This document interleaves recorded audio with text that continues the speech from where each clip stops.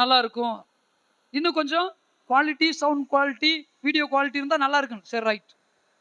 கொஞ்சம் அப்படியே உங்களை உங்கள் ட்ரெஸ்ஸு, உங்கள் சீவல் கொஞ்சம் அதெல்லாம் மாற்றி கொஞ்சம் இருந்தீங்கன்னா இன்னும் கொஞ்சம் வியூஸ் போக. ஒவ்வொரு வாரத்துக்கும் ஒவ்வொரு விதமாக சொல்லுங்க, ஒவ்வொரு வாரத்துக்கும் ஒவ்வொரு சினிமாவை ஹிட் பண்ணுறதுக்கு, வேற வேற வேஷத்தில் வந்து நடிக்கிறதுக்கு.